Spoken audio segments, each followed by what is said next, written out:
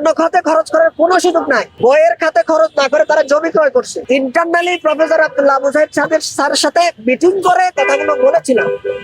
এর প্রেক্ষিতে আমাদের চাকরিটা চলে গেল। বছরের পর বছর ধরে কিছু অস্বচ্ছতা এবং অব্যবস্থাপনা, যেটার বিষয় নিয়ে আমরা কিছু নীতিগত বিষয় নিয়ে আমরা প্রফেসর আব্দুল্লাহ আবু সাইদের সাথে কথা বলতে গিয়েছিলাম, অত্যন্ত অফিসিয়াল এবং ডেকুরাম এর মধ্য দিয়ে, যার প্রেক্ষিতে যার উপর জের ধরে কর্তৃপক্ষ আমাদেরকে চাকরিচ্যুত করে দিয়েছে অত্যন্ত অমানবিক এবং অন্যায় ভাবে।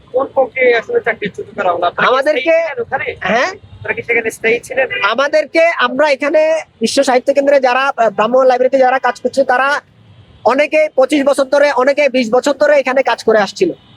আপনারা দেখেন ব্রাহ্মণ লাইব্রেরি কার্যক্রমটা বিগত 25 বছর ধরে একদিনের জন্য বন্ধ হয় না।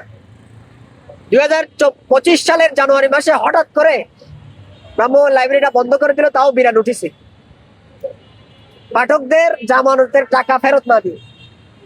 এই বাস্তবতায় আমরা তখন বিশ্ব সাহিত্য কেন্দ্রের সাথে আলাপ করে কোনো প্রতিদান না পেয়ে আমরা বিশ্ব সাহিত্য কেন্দ্রের সামনে অনশনে বসেছিলাম ব্রাহ্মণ লাইব্রেরি এটা চলমান রাখার জন্য। পরে আমরা বুঝতে পেরেছিলাম যে এটা আমাদেরকে বাদ দেওয়ার জন্যই মূলত ব্রাহ্মণ লাইব্রেরিটা দীর্ঘ 1 বছর ধরে বন্ধ রাখছে, এবং 2026 সালের ফেব্রুয়ারি মাসে এসে এই ব্রাহ্মণ লাইব্রেরিটা পুনরায় চালু করছে। এবং এই ব্রাহ্মণ লাইব্রেরিতে সম্পূর্ণরূপে আমাদেরকে বাদ দিয়ে প্রায় 65 জন অধিক কর্মীদেরকে, পুরনো কর্মীদেরকে যারা কথা বলেছিল নীতিগত পরিবর্তনের জন্য যারা কথা বলেছিল তাদেরকে বাদ দিয়ে সম্পূর্ণ অনভিজ্ঞ নতুন কর্মীদেরকে দিয়ে তারা ব্রাহ্মণ লাইব্রেরি পরিচালনা করছে। চাকরি গেল কতদিন হচ্ছে? আমাদের চাকরি গেল প্রায় 1 বছর, 1 বছরের অধিক সময় হয়ে গেছে।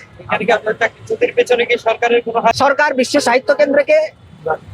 সাহিত্য কেন্দ্রের প্রতি যতটা মনিটরিং করা দরকার সেরকম মনিটরিং করছে না বলেই বিশ্ব সাহিত্য কেন্দ্র এই ধরনের কাজগুলো করার দুঃসাহস দেখায়। এবং আপনি একটা জিনিস লক্ষ্য করবেন, আমাদেরকে চাকরিচ্যুত এবং আমাদেরকে না দেওয়ার ফলে নতুন প্রকল্প প্রক্রিয়াতে আমরা সরকারের সংশ্লিষ্ট দপ্তরে কথা বলেছিলাম, সংশ্লিষ্ট কর্তৃপক্ষের সাথে কথা বলেছিলাম। সংশ্লিষ্ট কর্তৃপক্ষ আমাদের সামনে এবং সংশ্লিষ্ট কর্তৃপক্ষ বিশ্ব সাহিত্য কেন্দ্রের নির্দেশনাও দিয়েছিল যে আমাদেরকে পুরনো কর্মী হিসাবে আমাদেরকে নেওয়ার জন্য, কিন্তু বিশ্ব সাহিত্য কেন্দ্র সরকারের এই নির্দেশনাও অমান্য করেছে। আমাদের বাকি যারা সহকর্মী আছে তারা সবাই আমাদের প্রতি সংহতি জানাচ্ছে, কিন্তু তারা এতটাই অমানবিক এবং অবস্থায় আছে এবং মানবিক ক্রাইসিসের মধ্যে আছে, আর্থিক সংকটের মধ্যে আছে, তারা ঢাকায় আসতে পারছে না। আমি তো আপনাকে বললাম আমার পরিবারের পরিস্থিতি, আমি আপনাকে বললাম সবার পরিস্থিতি এরকম। এটা একটা বিশ্ব সাহিত্য কেন্দ্রের অফিসিয়াল নোট, এটা বিশ্ব সাহিত্য কেন্দ্রের অফিসিয়াল নোট, এখানে সংশ্লিষ্ট কর্তৃপক্ষের সাইন আছে, এটা আপনারা বুঝে নেন। আর আমরা তো প্রফেসর, আমাদের চাকরির বিষয়ে আমরা প্রফেসর আব্দুল্লাহ আবু সাইদ আমরা ওনার সাথে নীতিগত কিছু পলিসি লেভেলের পরিবর্তনের জন্য আমরা ওনার সাথে কথা বলতে গিয়েছি।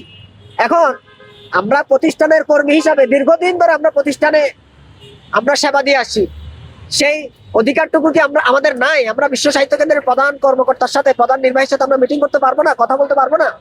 আর এর জের ধরে আমাদেরকে অন্যায়ভাবে চাকরিচ্যুত করে দিতে হবে? এটা সংশ্লিষ্ট কর্তৃপক্ষ, তদন্তকারী কর্তৃপক্ষ যদি এই কাগজগুলো আমাদের কাছে চায় অবশ্যই এটা আমরা কাগজগুলো প্রোভাইড করবো। আমরা সাংবাদিকদের উদ্দেশ্যে শুধু এটুকু বলতে চাই যে গত 1 বছর ধরে বিনা নোটিশে ব্রাহ্মণ লাইব্রেরিটা বন্ধ করে রেখেছে। আপনি দেখবেন ব্রাহ্মণ লাইব্রেরির একটা বিশ্ব সাহিত্য কেন্দ্রের একটা নিয়ম আছে যে কোনো পাঠক যদি 1 বছর সময় বই গ্রহণ না করে, 1 বছর যদি লাইব্রেরি কার্যক্রমের লাইব্রেরি থেকে বই না নেয়, লাইব্রেরিতে না আসে, তাকে ড্রপ আউট পাঠক হিসেবে অভিহিত করে তার সদস্যপদ বাতিল করতে হয় এবং সেই জামানতের টাকা সে ফেরত পায় না। কিন্তু আপনি একটা বিষয় খেয়াল করেন, বিশ্ব সাহিত্য কেন্দ্র গত ফেব্রুয়ারি থেকে এই বছর ফেব্রুয়ারি পর্যন্ত বিনা নোটিশে ব্রাহ্মণ লাইব্রেরিটা বন্ধ রেখেছে। এই 1 বছর ধরে যে পাঠকরা ড্রপ আউট হয়ে গেছে তাদের টাকাগুলো ফেরত দেওয়া কি উচিত ছিল না? কিন্তু তাদের টাকাগুলো ফেরত না দিয়ে তারা এফডিআর করে রেখেছে। পাঠকদের চাপ তো আমরা যখন কেন্দ্রে ছিলাম, আমরা যখন কর্মরত ছিলাম তখন থেকে আমরা ফেস করে আসছিলাম। এই কার্যক্রম থেকে বিশ্ব সাহিত্য কেন্দ্রে অর্থ স্থানান্তর প্রসঙ্গে, অর্থাৎ ব্রাহ্মণ লাইব্রেরি যেটা কিনা সরকারের একটা প্রকল্প, সেই প্রকল্পের টাকা বিশ্ব সাহিত্য কেন্দ্রে স্থানান্তর করা হচ্ছে। এই স্থানান্তরটা দেখেন এখানে কত টাকা স্থানান্তর করা যেতে পারে। 45 কোটি সামথিং টাকা হস্তান্তর করতে বলছে সরকারি প্রকল্পের টাকা। এই টাকা দিয়ে তারা কি করে? জমি ক্রয় করে। জমি ক্রয় বাবদ 8 কোটি সামথিং, জমি ক্রয় বাবদ 7 কোটি 95 লক্ষ। প্রশ্নটা হলো, এই যে সরকার প্রকল্পে সরকার টাকাগুলো কেন দিয়েছে? প্রান্তিক পর্যায়ে পাঠক বৃদ্ধির জন্য, পাঠকদেরকে বই পড়ানোর জন্য, ভ্রাম্যমাণ লাইব্রেরি কন্ডাক্ট করার জন্য। লাইব্রেরি বই না কিনে এই ভ্রাম্যমাণ লাইব্রেরির টাকাটা বিশ্ব সাহিত্য কেন্দ্রের জমি ক্রয় করার জন্য দেয় নাই। সরকারের নিয়ম হলো সরকারের প্রকল্পের টাকা ওই নির্দিষ্ট মেয়াদে নির্দিষ্ট খাতায় খরচ করতে হয়, অন্য খাতে খরচ করার কোনো সুযোগ নাই। আপনি যখন নির্দিষ্ট খাতে খরচ, যদি কিছু টাকা যদি উদ্বৃত্ত থেকে যায়, এগুলো সরকারকে ফেরত দিতে হয়। অথচ তারা সেগুলা নির্দিষ্ট খাতে খরচ না করে, বইয়ের খাতে খরচ না করে তারা জমি ক্রয় করছে। বিষয়টা বুঝতেছেন? এই বিষয়গুলো নিয়ে আমরা মূলত কথা বলেছিলাম।